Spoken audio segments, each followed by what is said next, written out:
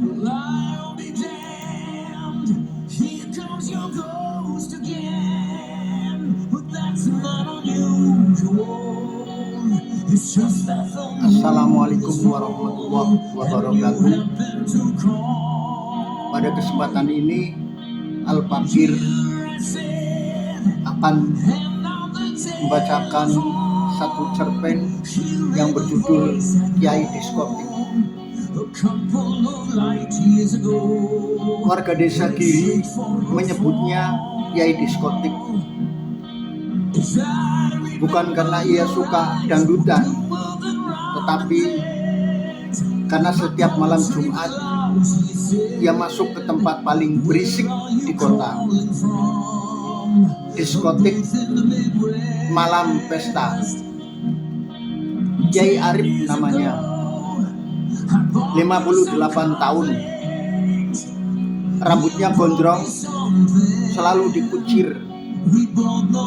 Dia selalu memakai celana levis yang warna birunya sudah kusam, kaos hitam dengan gambar tengkorak, jam tangan Titus lama ada di tangan kiri, dan gelang tasbih jumlah 33 menghias tangan kanannya. Tak lupa ia membawa tas kain yang berisi Al-Quran kecil dan botol berisi air putih. Bawa juga termos teh tawar. Ia bukan pemusik di diskotik tersebut. Ia bukan pula pengunjung. Ia cuma duduk di pojok dekat toilet. Satpam diskotik awalnya mau mengusir. Yai, tempat ini bukan untuk sampean. Kiai Arif tersenyum. Aku tahu, tapi anak-anakku ada di dalam. Anak-anakmu? Tanya Satpam. Ya, para pengunjung diskotik ini anak-anakku, umur 17 sampai 25, mabuk, berantem, atau nangis di pojok toilet, kata Arif tidak ceramah. Ia sedang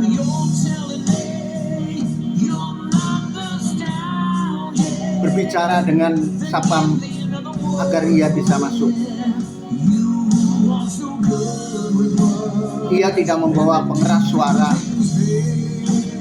Ia cuma memberikan teh tawar gratis. Gratis beneran. Tidak minta bayaran.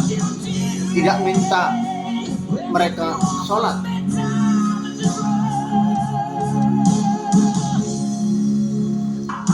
Ketika dia masuk di dalam diskotik, ada anak muda yang muntah karena mabuk berat. Kiai Arif mendekati sambil berkata, kepanasan tidak, minum ini biar kamu agak mending, katanya sambil menyodorkan teh tawar hangat. Anak itu bengong, terus menangis. Kenapa Kiai baik sama aku? Aku orang kotor. Kiai Arif mengusap punggung anak itu. Tidak ada orang kotor. Yang ada cuma orang lupa cara bersihin diri. 3 tahun ia selalu begitu dan begitu selalu. Setiap malam Jumat ia selalu datang ke diskotik. Saat kiai-kiai lainnya mengisi pengajian di masjid atau di musola atau mengadakan pengajian akbar, ia ada di diskotik. Ia memilih diskotik. Warga awalnya geger. Gimana ini kiai kok masuk di diskotik? Rusak wibawa ulama. Ada yang kirim surat ke MUI, ada yang berhenti salaman dengannya, ada yang putus memanggil ia menjadi imam tahlil di lingkungannya. Pendek kata, ia diboikot di setiap acara keagamaan di kampungnya.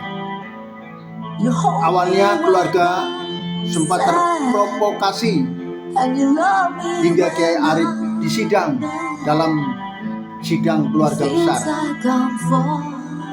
Mereka adalah rata-rata tokoh agama. Kiai Arif diam, hanya berkata, siapa yang bersama mereka jika tidak ada yang mau mendekat, katanya. Keluarga diam, saling pandang. Akhirnya membiarkan kegiatan malam Jumatan Kiai Arif di diskotik. Keluarga cuma berpesan agar hati-hati, jangan terjerumus. Sampai suatu malam terjadi keributan besar.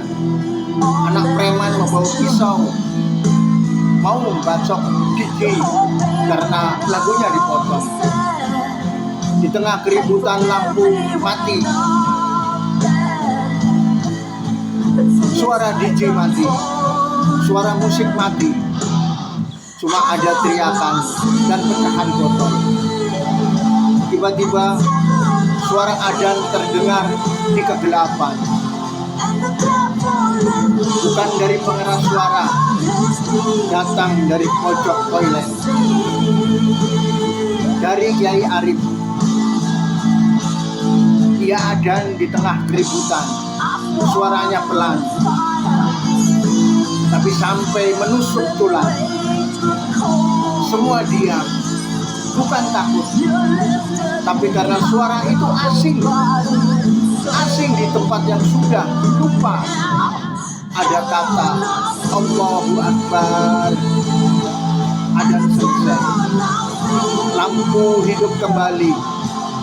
Anak yang membawa pisau tersungkur menangis. Kiai, saya kangen suara itu. Terakhir dengar pas suara itu saat Bapak meninggal. Malam itu tidak ada perkelahian, tidak ada korban. Mereka kemudian pulang. Diskotik tutup lebih awal atas permintaan pengunjung. Setahun kemudian diskotik malam pesta tutup permanen. Pemiliknya bangkrut, tapi bekas tempat parkir berdiri musola kecil. Namanya Musola Anak Pulang. Kiai Arif diserahi tugas mengisi imam musola tersebut. Ia juga mengajar mengaji anak-anak sekitar. Sekali waktu ada juga bekas pengunjung diskotik yang telah insaf datang ke musola. Katanya kangen ke tempat ini, mengobati rindu, katanya. Kiai Arif cuma tersenyum kecil, lalu mereka sholat berjamaah. Kiai Arif tidak pernah ceramah tentang haramnya diskotik. Ia cuma bilang saat ditanya wartawan, kalau aku mengusir mereka dari tempat gelap, kemana mereka pergi? Lebih baik aku yang masuk ke gelapnya, biar mereka tahu jalan keluar adanya. Warga desa berhenti memanggil kiai diskotik. Mereka ganti kiai penjemput. Karena seorang kiai sejati bukan duduk menunggu di dalam masjid, tapi ia mau jalan jauh, menyongsong dari luar masjid hanya untuk bilang, "Nak, pulang, rumahmu masih terbuka.